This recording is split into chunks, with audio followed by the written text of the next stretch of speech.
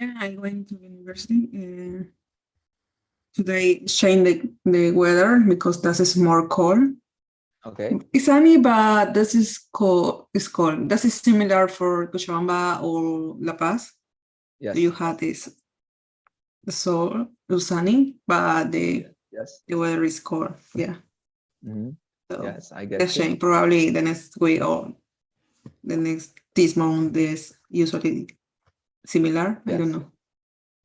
Yes, because the seasons in America are actually the other way around when compared to the seasons here in South America, right?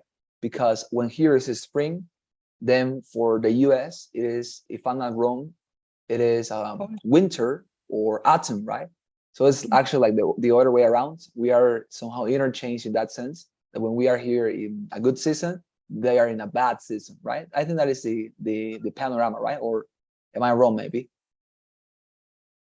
Or maybe for some states, right? Maybe I am generalizing too much America because America is vast, right? There's a lot of territory, but maybe for some states, as far as I know, when here is autumn or when here is spring, for them it's like a winter, or when for them is summer, here we are in I don't know, in autumn or spring, right? Is that true? That is fall. In summer in Bolivia, here is winter. Okay. Yeah. Yes. Yeah. As I say, like it's interchange, right? It's the other way around. It's backwards. Totally different. Yes. But anyways, where you're living, you say that the winter is not that bad, right? It's not that cold. It's like a very template temperature, right? Yeah. But better, right? Better. This is because in some states, I know that it is extremely different when the weather changes. Like in summer, they can reach, I don't know, 40 degrees in Celsius scale, right?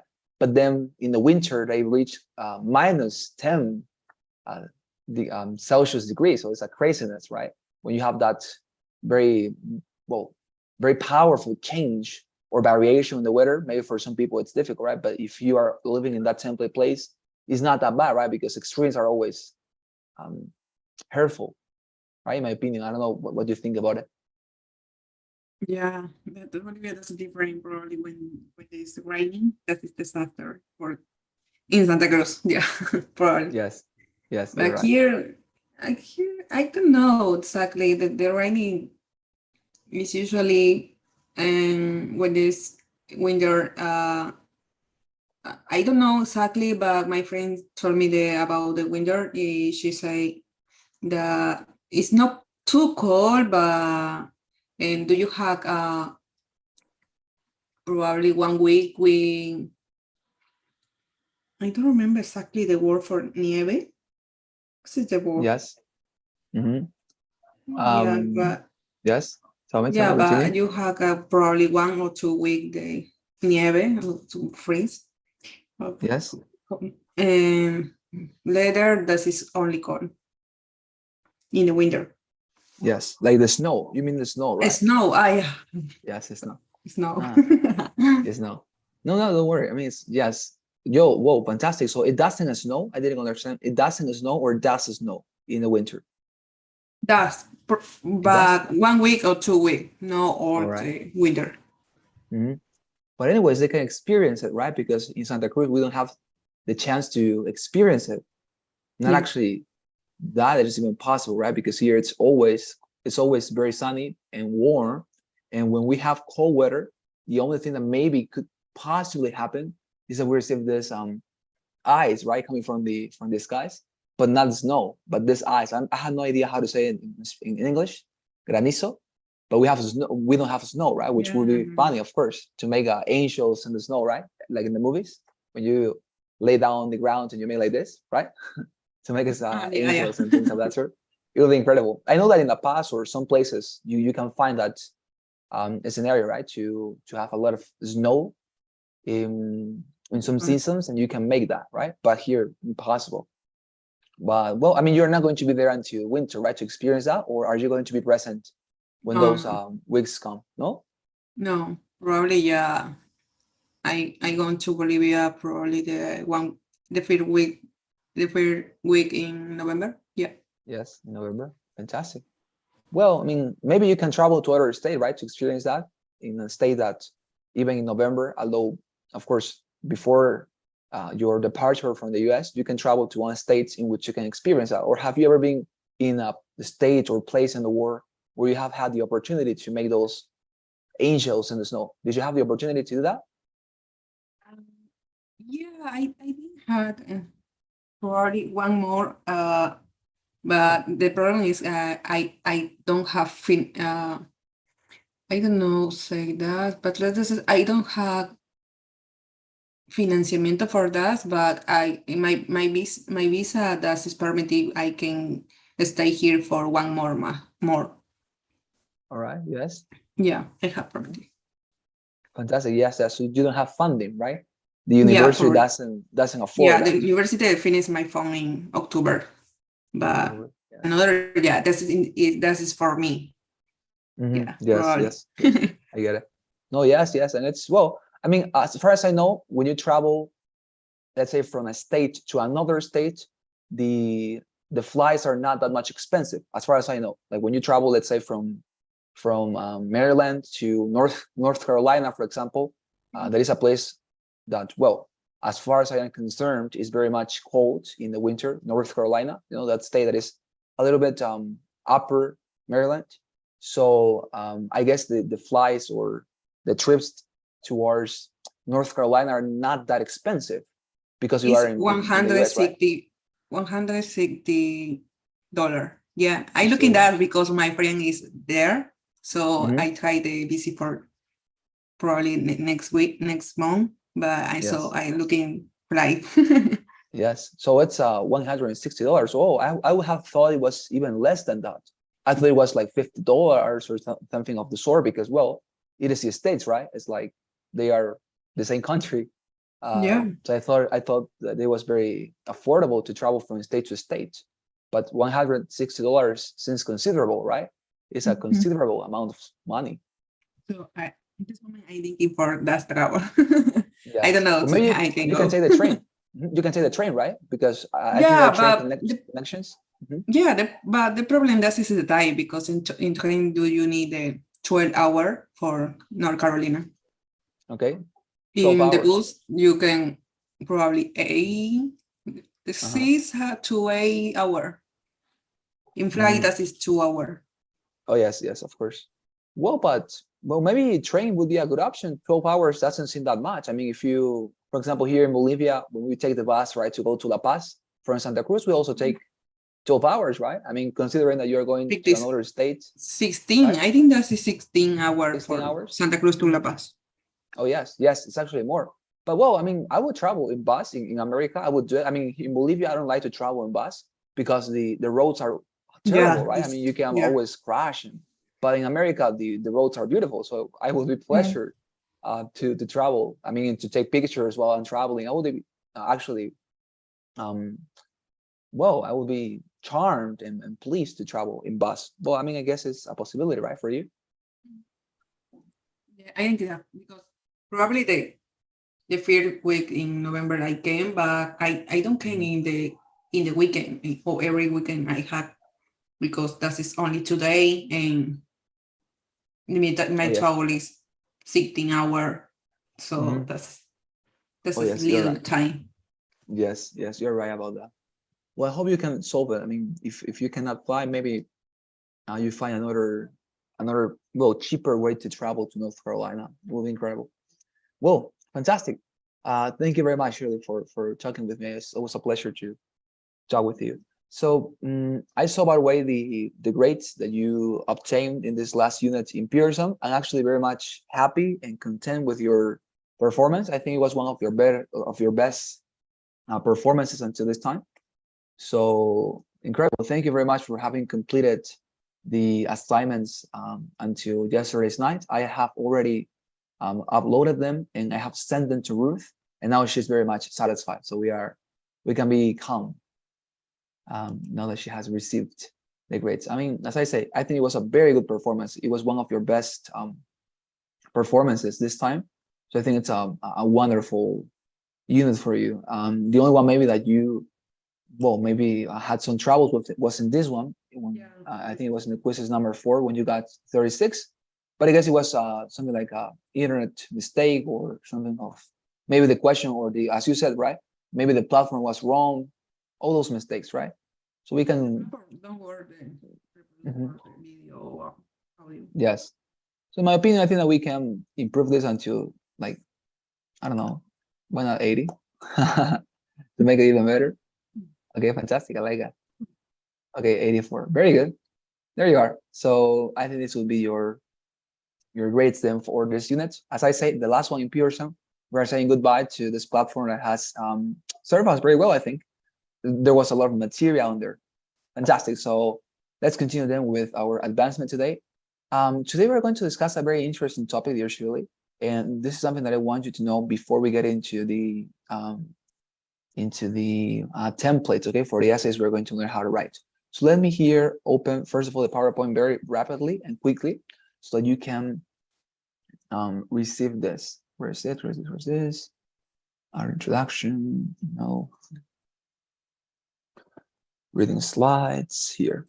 So as I told you yesterday, there was one particular type of connectors that we didn't discuss. We're going to discuss it quickly, and then we're going to move on directly to the essays, okay? How to write them. Where's this? Here, no, here.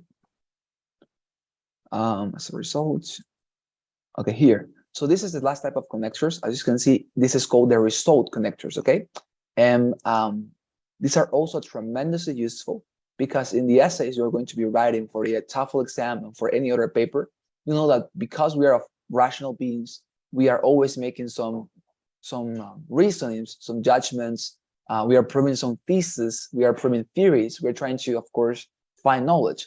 And when we, let's say, make an experiment that you're going to mention in your paper, right? That you have been making a lot of research. You have told me about that, and you have been, studying about some diseases that could affect our country and also the U.S.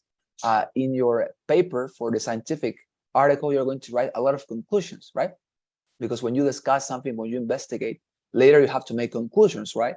To make it public and to, basically to display whatever you have managed to find with regard to the results and with regard to the consequences of your experiments. So we are going to learn here some connectors that are working for us to conclude things. That is to say, to demonstrate what is the result, the consequence of something that we have done or any other experiment or investigation that we've been doing. Let me here open this. So this is the last type of connector, as I say, and it is called result connectors. So here we have it.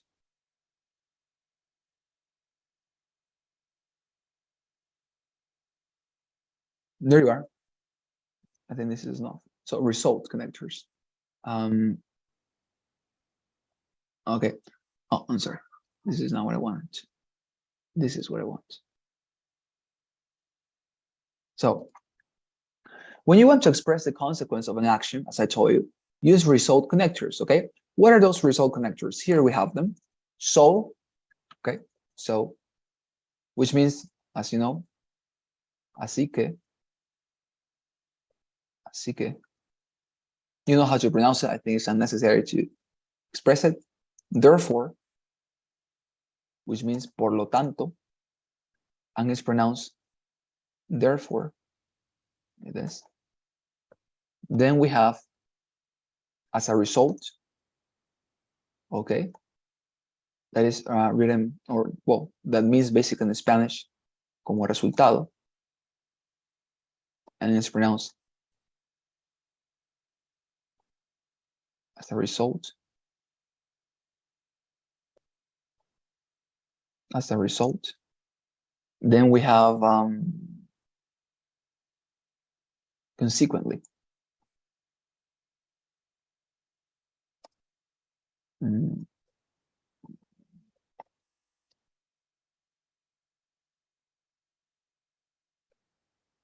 Consequently. There you are. Okay, there you are. So as you can see there, surely these are the connectors for results. That is to say, whenever you want to express a finding of yours, or maybe a conclusion that you have arrived to, or maybe some sort of result that you want to share with other people, then you should use one of these particular connectors, okay?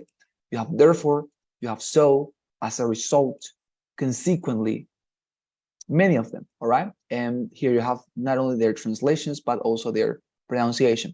With regard, by the way, to the structure, how to use them, you are going to still apply the structure that we saw yesterday, okay? That is the connector, comma, and the complement. Or if you are using it in the middle of a paragraph, then you're going to have, of course, period, space, the connector, comma, and then the complement, all right? So there you have it. Any question about this type of connectors, dear Shirley? Maybe we should give some illustrations. As you can see here, we have some of them. Consequently, she was able to get the job. Therefore, I do not care about the circumstances, right? Consequently, consecuentemente, therefore, por lo tanto. Is there any question about this one, Shirley? No, I don't have a question, but only so they had another meaning for entonces. So. Yeah, it could be entonces as well, yes. Entonces, así que, however you want to think about it. So is a connector of result, because when you say so, then you're about to say something that is a conclusion, a result, a consequence. So it doesn't matter how you translate it. The point is that you have clear in your mind that when you use so as a connector, you are meaning a result, a consequence, all right? Yes, it's fine. Fantastic. Okay, so here you have it. So now that we have seen this, let us get into the essay, okay, that you're going to write. So as I was mentioning, these topics that we have discussed in the previous classes were always oriented towards this topic because, as you know, of course, these are courses for preparation, but not just any type of preparation. These are courses that are preparing you for the TOEFL exam. So now we have been discussing this topic of writing essays. Of course, that the essays that I'm going to teach you how to write are those ones you are going to receive in the TOEFL exam. So let me show to you what essays you're going to be writing, okay? You're going to open another presentation and you're going to be able to see the material that I use with my other students when I teach them the courses for the TOEFL exam. So this is it. Let me show it to you. All right, here we have it. So the TOEFL writing section, okay? Here we have what we're going to discuss today, okay? Because today and the following classes, we're just going to discuss this and how to write these essays. So let me tell you that the TOEFL writing section, by the way, Shirley, is the last section you have in the TOEFL exam. Because if you didn't know this, the TOEFL exam, of course, proves and tests your ability in 4 different areas: reading, listening, speaking, and writing. And by the way, that order that I have mentioned is always respected. The first section that you are going to resolve and that you're going to be performing on will be the reading section. Then when you finish the reading section, you're going to receive in the TOEFL exam the listening section. Then you're going to have a break of 10 minutes, and then you're going to come back to the computation room where you're taking the exam, or maybe to your own home if you're taking the home IBT version. But the fact is that you're going to have a break of 10 minutes at the middle. When you finish that break, you're going to come back to the exam and you're going to start with the speaking section. And finally, at the end, you have the writing section. By the way, the writing section overall lasts for 50 minutes, all right? And in those 50 minutes, you are going to be writing 2 essays, okay? For the first one that we're going to learn today, you're going to have 20 minutes as you're going to discover. And for the second one, 30 minutes to write it, of course, including the correction, including everything you have to do in order for the essay to be perfect and to send it to the reviewer, okay? But let us discuss that. Oh, you had a question? Tell me. No. Say okay. Fantastic. So let me show this to you. The TOEFL IBT test writing section is designed to measure your ability to write in English in an academic setting, and you're expected to be able to present your ideas in a clear, well-organized manner. Here you have the 2 different tasks or essays that I told you you're going to write. The first essay, as I told you, has a name or has a title. It is called the integrated writing task, all right? And as I mentioned, this essay is going to be the first one you're going to write, and you will have just 20 minutes in order to write it, to correct it, to review it, and to have it ready and prepared for you to send it later. So in order for you to write down this essay, you're going to have to receive some material, okay? That is something very interesting at TOEFL exam. In many tasks during the exam, you are going to receive material, and by material I mean maybe reading passages, listening passages, audios, recordings, any type of material that ETS gives you for you to take that information they present in those means and then to write down a response in your essay. Okay, I'm going to show you, don't worry. But as I said, you're going to be receiving two different materials for writing this essay. You're not going to write the essay about any topic you want. That is going to be for the second essay. But for the first one, as it is called integrated, what you're going to have to do is to depend on the material that ETS gives you. ETS, the company that organizes the exam, by the way, that is the reason why I say ETS. This company is going to give you two different materials. The first one is going to be a reading passage, okay, about an academic topic. It can be anything like biology, mathematics, computer science, medicine, chemistry could be as well. And you're going to read a passage about some sort of subject related to those fields, as I say, anything that could be taught in a university. Then you're going to listen to a lecture. You know what is a lecture? A lecture is, of course, a class, right? Delivered by a professor in a university. You're going to listen to a recorded class or to a recorded lecture of a professor discussing the same topic you read about. So for example, imagine that in your reading passage, for some reason, you received the topic of tuberculosis. So you read an article about tuberculosis. So if you read an article about tuberculosis in a TOEFL exam, then the audio you're going to listen immediately after is also going to be about, as I told you, the tuberculosis disease. It's going to be a professor discussing the same topic, all right? So you're going to listen information of this subject from different sources, from a reading source and from a listening source, all right? This is very important. So after you receive these two materials, the only thing you're going to do, and listen to me very well, is that you are going to write an essay that is going to summarize both materials. Listen to that, okay? The other task we're going to discuss it later. So today we're going to focus on this one, and we have more slides, don't worry, okay? By the way, you are going to take this essentially through a computer keyboard. It doesn't matter if you take the IBT version or the home IBT version, because remember, the TOEFL exams, you actually have three versions, but the PBT version, nobody uses it because it is on paper. And here in America or in South America, we always have internet, so it's not necessary to use that one. So you're going to choose from two different options, the IBT version or the home IBT version. The IBT version is the option or the modality in which you register yourself for the exam, and then you choose a test center in your city. A test center is a building, an institution, a university that is, let's say, receiving an official ambassador and representative from ETS who delivers the exam, who gives all the students or test takers the exam, who cares and watches that everything is followed strictly, and as I say, people who are going to help you. So you choose your test center, and on the due date that you select, you go to this test center, and people from ETS are going to be waiting for you, and they are going to take you within a computation room, and your exam, you're going to take it there. By the way, with more test takers, because maybe on the same day you register, you're going to have 10 or 12 people taking the exam on the same day.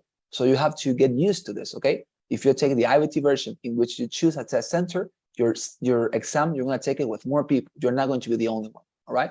And the second option is that, of course, you have the home IBT version. And in this home IBT version, you are going to take the exam at home. You don't have to travel or to get out of your home. Nonetheless, and by the way, you're also going to take it through a computer, but nonetheless, there is a detail that, if, for example, if you have some problems with your internet, with your computer, with your electricity, if something goes wrong, you don't have the chance to complain. Everything is going to be your fault. Nonetheless, if you take the IBT version, they are going to give you technical support if something goes wrong with your computer. They give you, or if you have some trouble, let's say the internet goes away, or there is some sort of electricity shutdown or something of that sort, you are anyways going to receive technical support from the people there. But in your home, if you take an exam, if you took the exam at your home, well, as I say, you don't have anybody to help you. It's just you. Of course, somebody's going to be looking at you through the webcam that you have on your computer, so you cannot cheat on the exam. And moreover, of course, as I mentioned, you are going to be taking this exam very much. All right. Fantastic. Is there any question until this point, Shirley? That's okay. Okay. Let us discuss this one. Okay. So TOEFL writing part. First essay, the integrated essay. In the first task, you will have 3 minutes to read a passage, okay? I'm going to show you this right now, but don't worry. As I mentioned, you're going to have two different materials. The first one is going to be a reading passage, all right? About an academic subject, a scientific subject, something that could be taught in a university. Secondly, it's very important to know that you can take notes, all right? It's very important how to take notes during this entire exam. I'm going to teach you how to write them, don't worry. I'm going to do that maybe this next Monday. But you will listen after you finish reading, okay, your passage, as I told you, an academic talk on the same subject, right? If you talked about Darwin's evolutionary theory in the reading passage, then your professor, when you listen to the recording, is going to be talking about the Darwin's evolutionary theory. It's going to be the same topic you read about. Then, while you listen, it's very important as well, you need to take notes, right? Because maybe you were wondering this.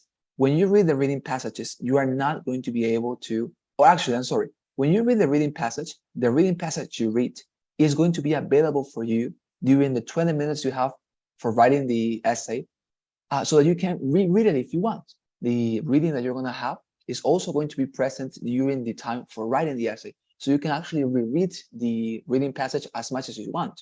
Nonetheless, the lecture you're going to listen to will just be displayed to you once, all right? So if you don't pay attention to it and you don't take notes on that particular lecture your professor is delivering, you're not going to be able to write down a good essay. Because as I mentioned, the only material that it is available for you, even when you're writing your essay, is the reading passage. But the listening, okay, the listening audio, the lecture that is recorded, you're just going to listen to it once. So please be careful, very careful when taking notes. It's very important for you to take notes and to be able to remember, right, what was discussed in that listening passage, because we are humans, our memory is not the best.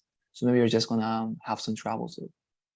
You would then hear, as I say, and read a question that asks you about the relationship between the text and the talk. Basically, as I tell you, after you receive two materials, you read and you listen, you take your notes, what are you going to do? In your essay, you are going to summarize both materials. This is very important. You have to summarize, listen to me. Why I tell you this, and I repeat it very much, because many people in this essay, what they do is that after they have read the passage and after they have listened to the lecture, they go about writing an essay, giving their opinion about the subject, but that is not what you have to do. As I say, you just have to summarize in your essay both materials, okay? As you can see here on my screen, I have the picture of a journalist, all right? There is a journalist. And remember, what is the work that a journalist is always performing? The journalist goes to look for information. He has some information sources that are different. He takes information from those information sources. He takes note on that information, and then he writes a summary of that information he has collected just as it was presented to him. So his final work is always to give, as I mentioned, a summary of these materials to his or her public and to present information just as it was presented to him. Basically, he's making a summary of the information, right? This is what a journalist does. But a good journalist, listen to this, never adds his or her opinion, right, to the summary or to the article he has written. But the only thing he does when a journalist is working correctly is, as I said, collecting information from different sources, taking notes on that information, elaborating a summary, and presenting that summary to his or her audience. That is your task in this particular essay. You just have to summarize both materials, never to include your opinion and anything that is external to the essay. Let's say your reading passage and your listening passage were actually about tuberculosis. And of course, you're a specialist on that area. And maybe you say, okay, but here in this reading passage and listening passage that I received, there is something lacking that I could complement. Don't do it, all right? I'm so sorry, but this is not the time for you to complement. Even if you know about the topic, here you don't have to mention anything external. The only thing you have to do is to summarize the material they have given you, the information they have given you. You don't have to include anything that you know about, nothing that is external. Your opinion, your own knowledge doesn't go here. That is going to be for the other essay, but in the integrated essay, the only thing you're going to do is, as I say, to summarize the material just as they give it to you. Just as they gave it to you. Okay, very important. Any question? Okay. No question. This is so important for me. Yes, very important. Very important. Take notes on this. Okay, so now here we go. I want to show you how is this, because I know that, of course, with words, it's difficult to understand it. But anyways, here I'm going to have, can I go very quickly for my charger, Shirley, because I think that I'm running out of battery. Can I go very quickly? All right. Thank you very much. Give me just 1 minute. I'm going to go for it.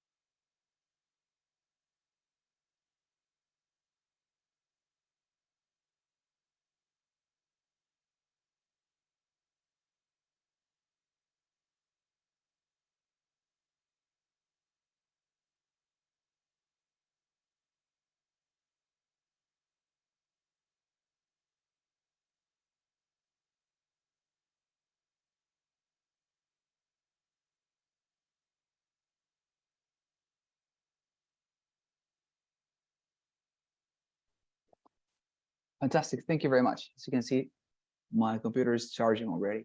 So let's go. As I was mentioning, what I want to do right now is to show you, okay, how does this essay look like, okay, so that you know how to perform it, because you're going to be very much familiarized with the passage. Let me see. Writing, no, yes, writing, independent essay, integrated essay, answer and answer.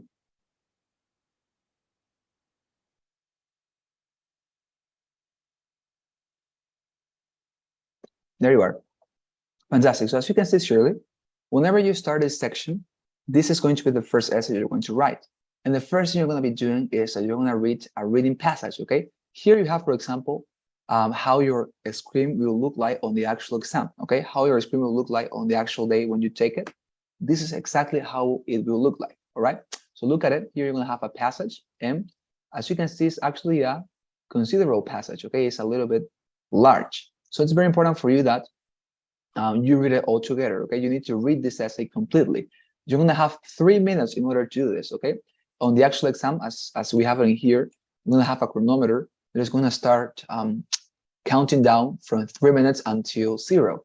So when you have finished with your time, the computer is going to take you directly to the listening audio, okay? So it's very important for you not to take more than 3 minutes to read a passage that is going to be approximately this duration, okay? Approximately this length.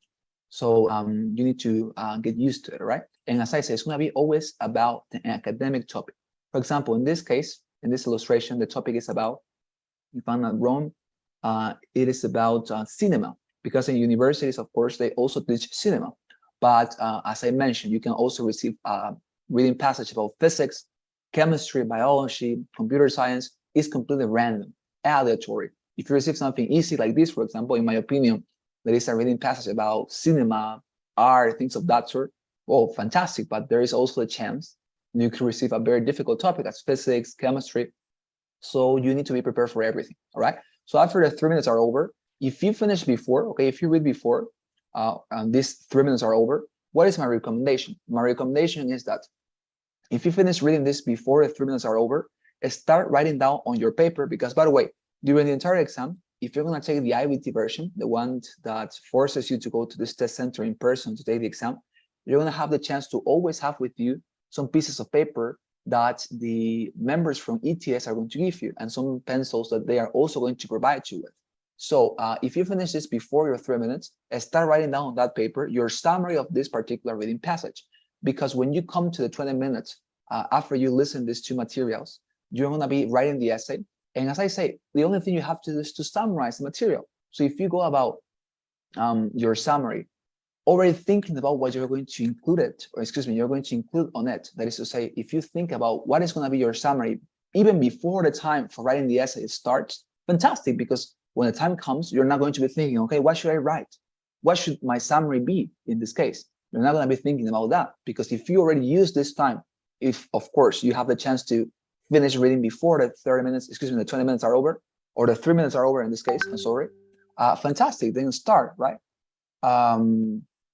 Start writing down your essay. It's actually not very difficult. So as I say, it's something like a matter of yes, of having your reading passage already written, okay? And if you have read it, then start to make a summary, okay, on your paper. Is that fine? You're sure you understand to this point? Yeah. All right, there you are. So after you listen to this, you're gonna come directly to the listening passage. Now, notice that if you, for example, want to go directly to the listening passage, you're always going to have on your screen a button that says next, okay? As you can see here, it says next, right? So if you want to go directly to the listening section before your 3 minutes are over, take this, next, and that's it. You press it, and that's it. You move on to the other, topic, okay? Is that fine? Okay. Next, and then you're going to be listening to a passage like this one, okay? Here, as you can see, it gives me the option to reproduce the audio, okay? Because this is, I say, this is going to be a lecture, okay? As I say, it's not going to be something conventional, but a lecture on the same topic you read about. So in this case, I'm gonna press this button in order to reproduce it. But on the exam, everything is automatic. As you're gonna have some headphones on your head at this time, what's gonna happen is that the instructor, that is, of course, well, not the instructor, there's gonna be a voice, basically, okay? There's gonna be a voice in your headphones that every single time, excuse me, before you start some part of the exam, is gonna say something like, now that you have come to the listening passage, please prepare to listen to this academic discussion on the same topic you read about. And then beep, there's gonna be a beep, beep, and then the passage is going to be automatically displayed. So you don't have to press anything, okay? Everything is going to be automatic. As I say, there's going to be a voice on your screen, and that's it, right? Is there any question, usually? Sure for that, because the writing and or when the lecture in the audio, they have the relation, or that's the same issues.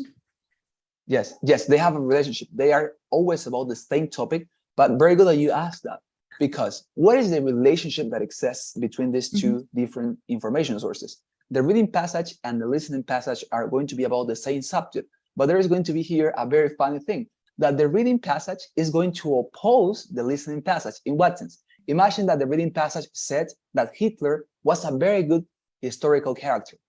If the reading passage says that, then the listening passage is also going to talk about Hitler, but the listening passage is going to say Hitler was a terrible governor. So as you can see, these two different information sources are going to discuss the same topic, but they are going to be opposing each other. Okay, that is what the scenario. So please let us listen together. But you get it?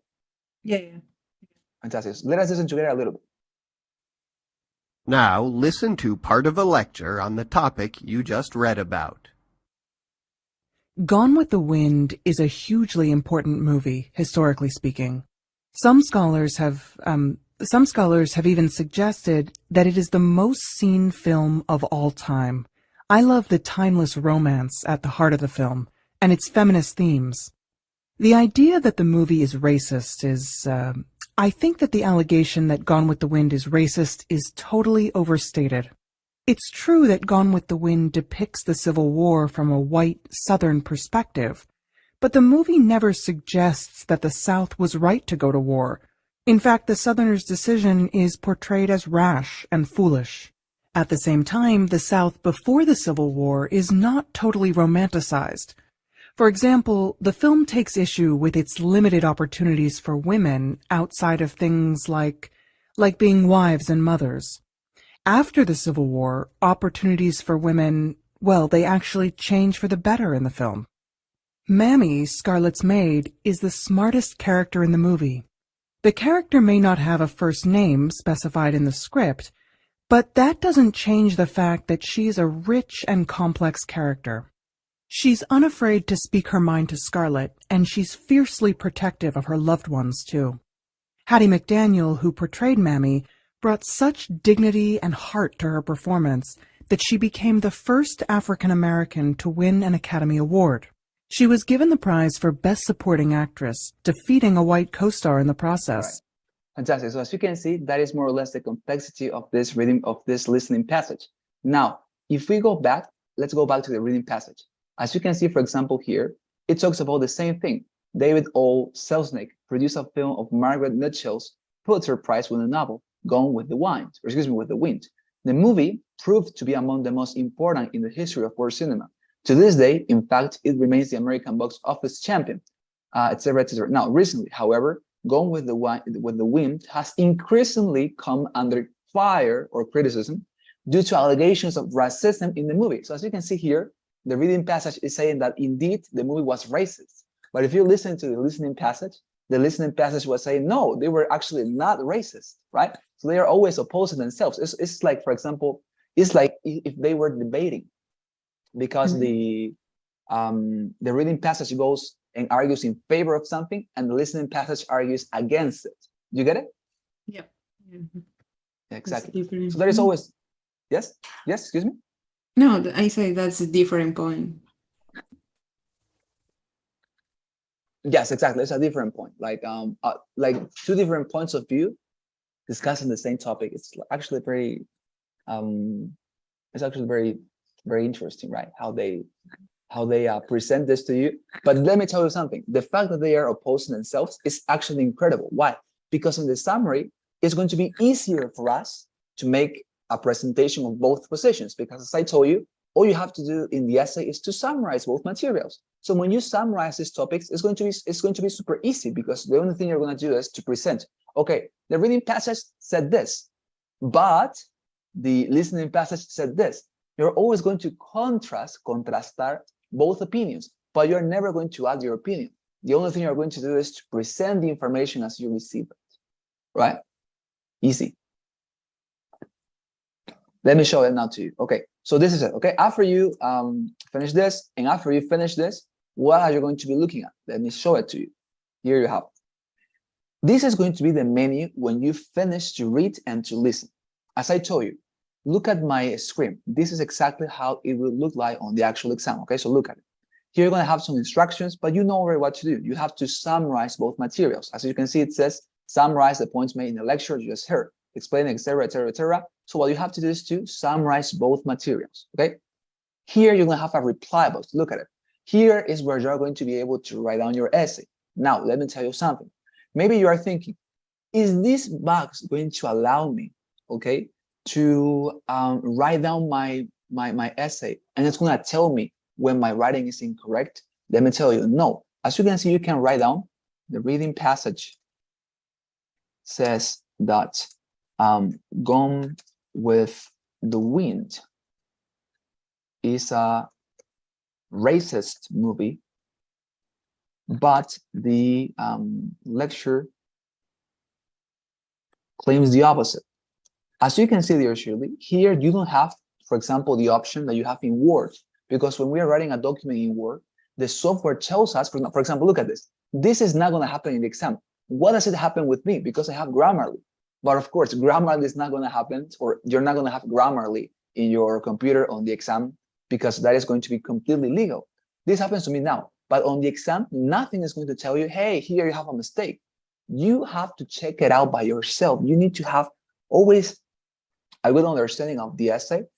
And well, as I mentioned, you need to have a good you need to have a good understanding of the essay, and to discuss it.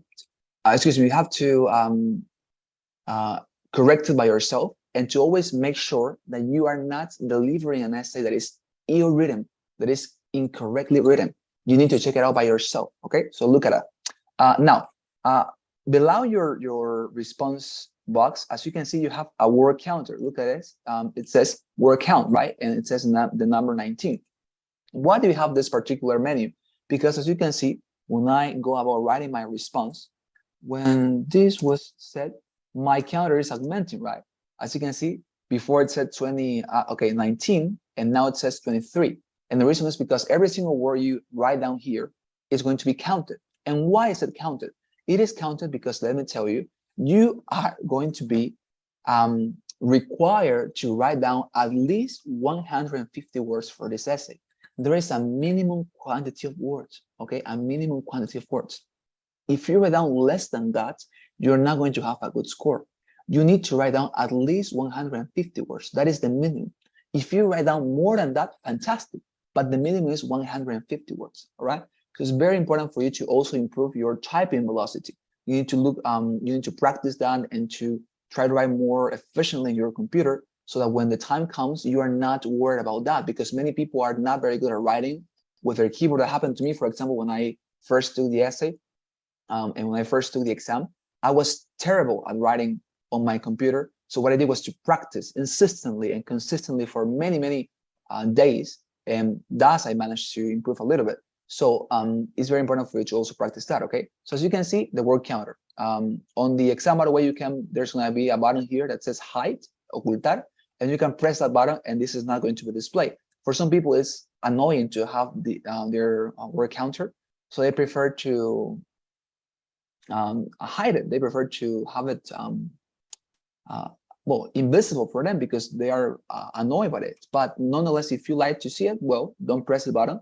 And of course, if you press it, you can also undo it. That is to say, you can press again the button that says hide, and then your word counter is also going to be displaying you your quantity of words. All right, that is all you need to know about the menu. Is there any question, dear Shirley? It's okay. It's okay. Okay, fantastic. So now that we have discussed this, the only thing that of course remains is to teach you how to write the essay. But don't worry, because of course we are prepared for that. Let me go to your chat right now.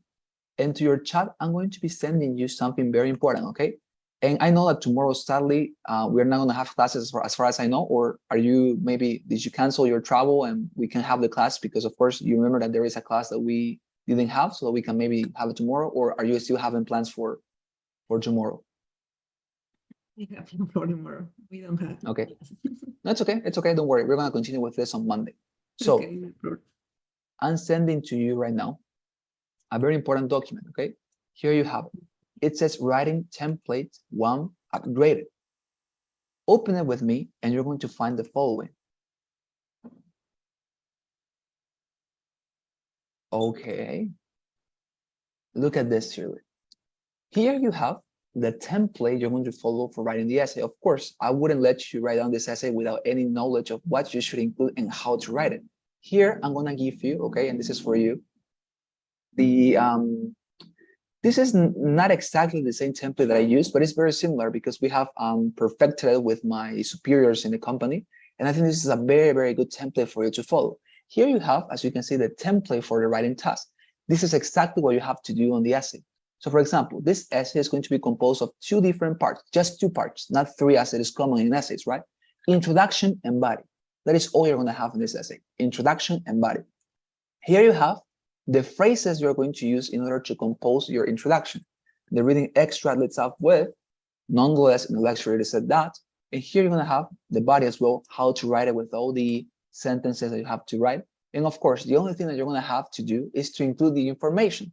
The information always varies, but the phrases that you have here work for any essay, because as I mentioned, the task you have to do is always the same. You have to summarize both materials and to demonstrate the opposition that exists between them, no more than that. And given that that is always the case, we can construct this template for you to follow it, okay? So here you have the template, and if you go below a little bit, if you go below a little bit, if you go below a little bit,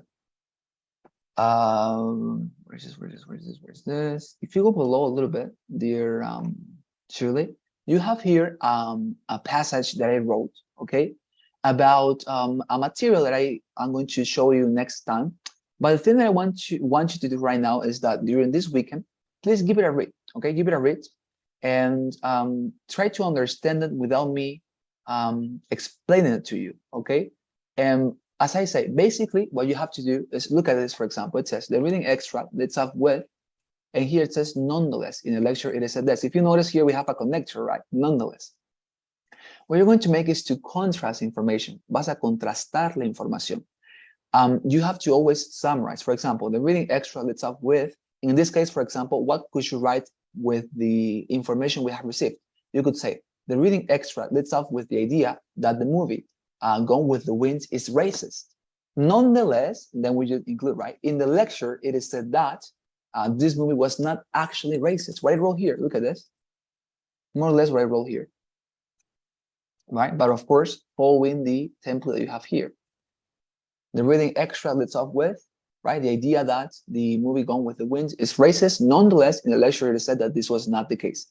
And what you're gonna do in your body is to detail the reasons that the reading passage gives for holding that the movie was actually racist. And then you're going to contrast that with what the listening passage says, right? That, well, this movie was not actually racist, that it was a very good movie. That helped many people, everything we listen to, right? So as you can see, it's always the same panorama. Firstly, in the reading passage, it is claimed that, and you summarize whatever the reading passage said about the movie. And then you contrast that. Nevertheless, sin embargo, in the listening presentation, it is noted that en la presentación de la clase se dijo que, and of course, it's going to be something opposing, right? It's going to be something opposed to the view of the reading passage. We're going to talk about this in depth next class, but as far as I can show it to you right now, I think it's very clear, right? That the only thing you're going to do is to summarize both materials and to make a contrast between them. Is that fine, dear Shirley? Yeah, it's fine. So here you have the template and also an example. Please, in your free time this weekend before sleeping, maybe give it a read. Understand how this is working. Okay, let me tell you the following. In this exercise, the reading passage argue against Claudius, and the listening passage argue. No, how was it? So I'm gonna write it here for you, just in case you wanted to know. The reading argue in favor of Claudius, and the listening against it. The listening against it. El pasaje de lectura está a favor de Claudio y el de escucha en su contra. This is the only thing you need to know in order to understand this essay, because you're going to notice that the only thing I wrote this essay, by the way, is that I summarized that the reading passage talked positive things about Claudius. You're going to know who this person is later.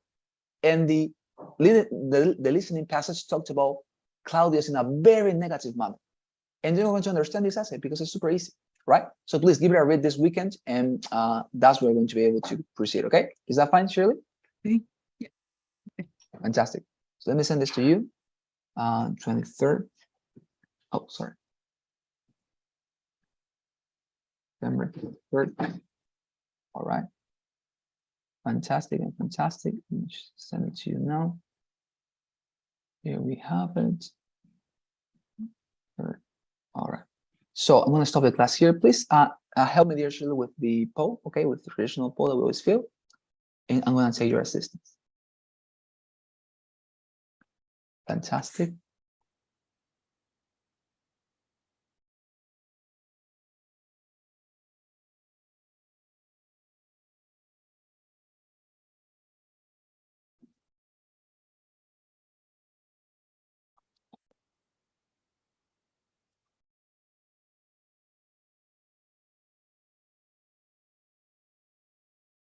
Okay.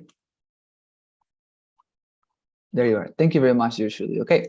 So I see you next Monday. Please have a wonderful weekend and take advantage of the time to enjoy with your friends. All right. Thank you. Thank you very much. Have a wonderful weekend. See you later. Bye bye.